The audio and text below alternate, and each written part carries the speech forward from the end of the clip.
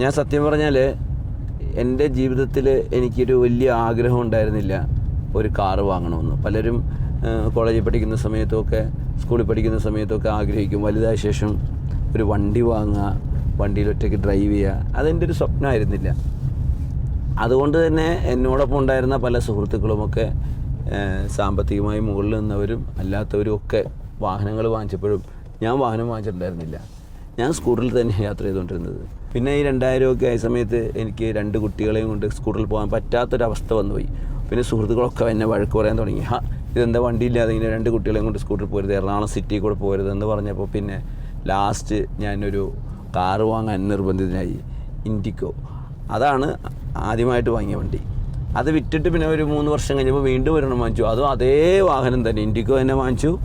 അത് അതേ കളർ തന്നെ വാങ്ങിച്ചു. കാരണം ഈ കാറ് മാറി വാങ്ങിച്ചത് ജനം അറിയണ്ട. പിന്നെ എനിക്കിഷ്ടമുള്ള കളറായിരുന്നു. ആ വണ്ടിയിലൊരു ക്രേസ് ഇല്ലാത്തതുകൊണ്ടാണ്. അല്ലെങ്കിൽ ഞാനൊന്ന് മാറി വേറെ കളറെങ്കിലും ഒന്ന് വാങ്ങിച്ചു തന്നെ. പിന്നെ കുറേ നാൾ കഴിഞ്ഞപ്പോഴാണ് അത് വിറ്റ് ഇൻഡിഗോ വാങ്ങുന്നത്. അപ്പോൾ ഞാൻ എപ്പോഴും വിദേശത്തൊക്കെ പോയി വരുമ്പോൾ പോകുന്ന സമയത്ത് എൻ്റെ വണ്ടി ഞാൻ എയർപോർട്ടിൽ ഇട്ടിട്ട് പോകും. 2 ദിവസം കഴിഞ്ഞ് വരുമ്പോൾ വന്ന് കാർ എടുത്തിട്ട് ഇങ്ങോട്ട് വരും. അപ്പോൾ എൻ്റെ അടുത്ത് സുഹൃത്തുക്കളൊക്കെ ചോദിക്കും, എങ്ങനെയാണ് വന്നത്, ഏത് ഫ്ലൈറ്റിനാണ് വന്നത്, എങ്ങനെയാണ് വന്നതെന്ന് ചോദിക്കുമ്പോൾ ഞാൻ പറയും Dubai to Nedumbassery IndiGo, Nedumbassery to വീട്ടിലേക്കും ഇൻഡിഗോ എന്ന് പറയും. രണ്ടിൻ്റെയും പേര് ഇൻഡിഗോ ആണല്ലോ. പിന്നീട് അതിന് ശേഷമാണ് ഇപ്പോൾ അത് കൊടുത്ത് പിള്ളേരൊക്കെ വലുതായി. അപ്പോൾ ഒരു ടൂറൊക്കെ പോകണമെങ്കിൽ എല്ലാവരും ഇങ്ങോട്ട് പോകാൻ പറ്റുന്നില്ല. ഒരു തിങ്ങൽ വന്നു വണ്ടിക്കകത്ത്. തിങ്ങൽ വന്നപ്പോൾ ഞാൻ വീണ്ടും അത് മാറ്റി ഒരു 7 സീറ്റർ വണ്ടി വാങ്ങിച്ചു. അതാണിപ്പം ഓടിച്ചുകൊണ്ടിരിക്കുന്ന ഹെർട്ടിഗ.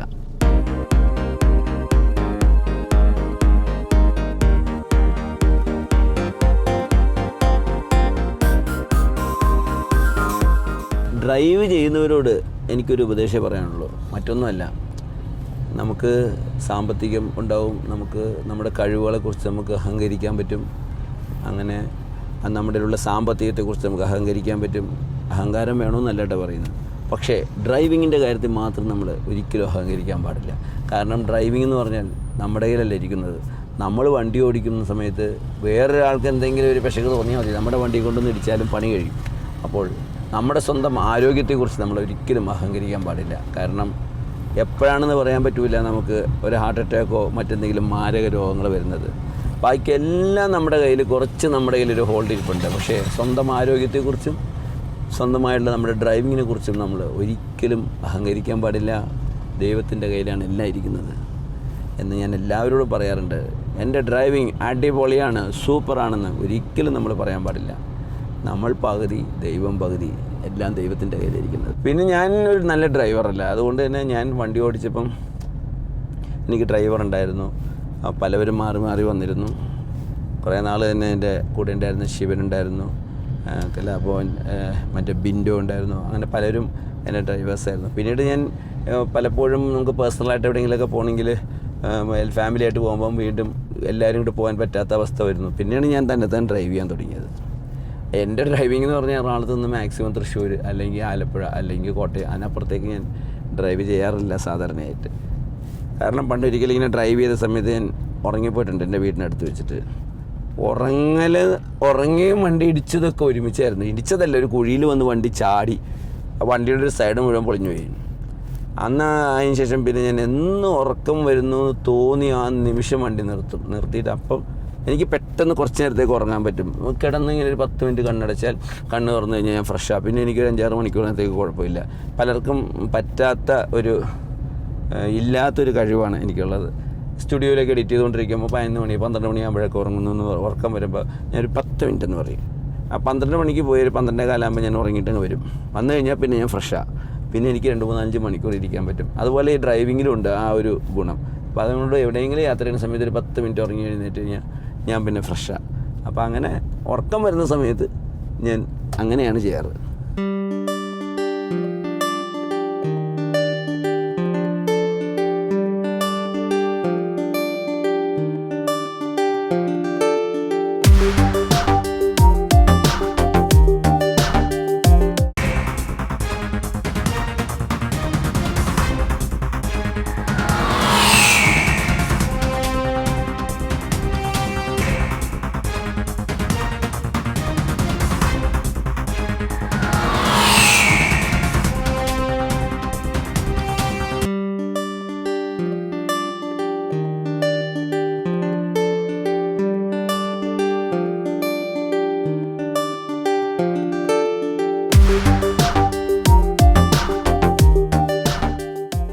ശരിക്കും പറഞ്ഞാൽ നമ്മുടെ ഈ കാറെന്ന് പറയുന്നത് യാത്ര ചെയ്യാൻ മാത്രമല്ല, ഇത് ശരിക്കും നമ്മുടെ ഒരു വീട് തന്നെയാണ്.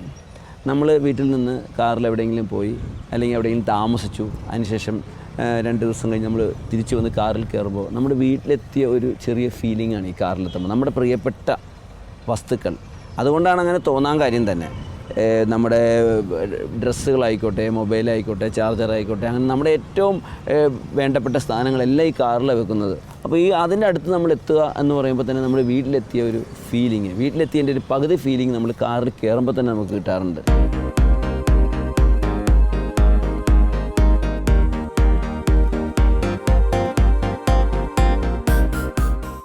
ഈ എല്ലായിടത്തും പരസ്യ ബോർഡുകൾ കാണാം, അമിത വേഗത്തിൽ വണ്ടി ഓടിക്കാൻ പാടില്ല. അതുപോലെ തന്നെ ട്രാഫിക് നിയമങ്ങളിലുണ്ട്, ഈ ഇത്രയും കിലോമീറ്റർ മുകളിൽ ഓടിക്കാൻ പാടില്ല. പക്ഷെ പെട്ടെന്ന് എത്താൻ വേണ്ടി നമ്മൾ ഓടിക്കുന്നത് മണ്ടത്തനമാണ്, പ്രത്യേകിച്ച് സിറ്റികളിലൂടെ. കാരണം ഞാൻ ഈ അടുത്തൊരു ദിവസം അങ്കമാലിയിൽ കൂടെ വരുമ്പം ഒരു ബൈക്ക് എന്ന് പറഞ്ഞിങ്ങനെ പോകുന്നു. അപ്പം ഞാൻ ഓർത്ത് ഇയാൾ വളരെ പെട്ടെന്ന് നിർത്തും. പക്ഷേ ഒരു 5 മിനിറ്റ് കഴിഞ്ഞപ്പം അടുത്തൊരു ബ്ലോക്ക്, ആ ബ്ലോക്കിൽ ബൈക്ക് ഇങ്ങനെ കിടക്കുക, പുള്ളി ഇങ്ങനെ റേസ് ചെയ്തുകൊണ്ടിരിക്കുക. അത് കഴിഞ്ഞ് കുറച്ചുകൂടെ നമ്മളെ ഓവർടേക്ക് ചെയ്ത് പുള്ളി പോയി അവിടുത്തെ എത്തിയപ്പം ഒരു ട്രാഫിക് ലൈറ്റ്, അവിടെ റെഡ് സിഗ്നൽ, അപ്പോഴേ ഈ വണ്ടി അവിടെ കിടക്കുക. നമ്മളിനി അല്ലാതെ കുറച്ച് നീളത്തിൽ ട്രാഫിക് ബ്ലോക്കൊന്നും ഇല്ലാത്ത വഴിയാണെങ്കിൽ പോലീസിൻ്റെ ക്യാമറ ഉണ്ടാവും, അല്ലെങ്കിൽ അടുത്ത ജംഗ്ഷനിൽ എത്തിയുമ്പോൾ ഒരു ഹമ്പ് ഉണ്ടാവും, അതിൻ്റെ അപ്പുറത്ത് ചെല്ലുമ്പോൾ പോലീസ് ഉണ്ടാവും. ആലുവ എത്തിയപ്പോഴും കളമശ്ശേരി എത്തിയപ്പോഴും അത് കഴിഞ്ഞ് എടപ്പള്ളി എത്തിയപ്പോഴും ഈ ബൈക്കുകാരൻ നമ്മുടെയൊക്കെ കൂടെ തന്നെ ഉണ്ട്. പക്ഷേ നമ്മളെ കാണുമ്പോഴൊക്കെ ഈ പുള്ളി എന്ന് പറഞ്ഞ് കത്തിച്ച് പോകണ മാത്രം കാണാൻ പറ്റുള്ളൂ. അപ്പോൾ ശരിക്കും പറഞ്ഞാൽ സിറ്റികളിലൊക്കെ തകർത്ത് വണ്ടി ഓടിച്ച് പോകുന്നതുകൊണ്ട് ഒരു ഗുണവുമില്ല.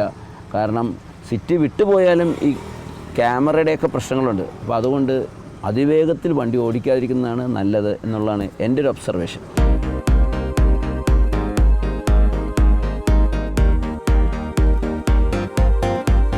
എല്ലാ കുട്ടികളുടെയും ഒരു ആഗ്രഹമാണ് സ്വന്തം ഒരു സൈക്കിൾ ഉണ്ടെങ്കിൽ ആ സൈക്കിളിൽ എവിടെയെങ്കിലും ചെല്ലാനുണ്ടെങ്കിൽ സൈക്കിൾ സ്വന്തം സൈക്കിളിൽ വന്നിറങ്ങുക. അതുപോലെ സ്കൂട്ടർ ഉണ്ടെങ്കിൽ അല്ലെങ്കിൽ ചെറിയ കാറുണ്ടെങ്കിൽ, ഇനി വലിയ കാറായിക്കോട്ടെ, എത്ര വലിയ കാറായാലും നമ്മുടെ സ്വന്തം വാഹനം, ആ വാഹനത്തിൽ വന്ന് നമുക്ക് പോകേണ്ട സ്ഥലത്ത് വന്ന് ഇറങ്ങുക എന്ന് പറഞ്ഞാൽ നമ്മൾ എല്ലാവരും അഭിമാനികളാണ്. അതിനകത്തൊരു പ്രത്യേക ഒരു അഭിമാനം ഉണ്ടാവും. അപ്പോൾ കാറ് വാങ്ങാത്തവർ, ചെറിയ കുട്ടികൾ, കോളേജിൽ പഠിക്കുന്നവർ, സ്കൂളിൽ പഠിക്കുന്നവരൊക്കെ ഉണ്ടാവും, ഈ പ്രോഗ്രാം കാണുന്നുണ്ടാവും. അവരൊക്കെ വലുതാകുമ്പോൾ അവർക്കെല്ലാം സ്വന്തമായിട്ട് ഒരു വാഹനം ഉണ്ടാവട്ടെ. ആ വാഹനത്തിൽ തന്നെ അവർക്ക് ഏറ്റവും വേണ്ടപ്പെട്ട സ്ഥലങ്ങളിൽ ഏറ്റവും വേണ്ടപ്പെട്ടവരെ കാണുവാനായിട്ട് ചെല്ലുവാൻ സാധിക്കട്ടെ എന്ന് ആത്മാർത്ഥമായി പ്രാർത്ഥിക്കുന്നു. ബൈ.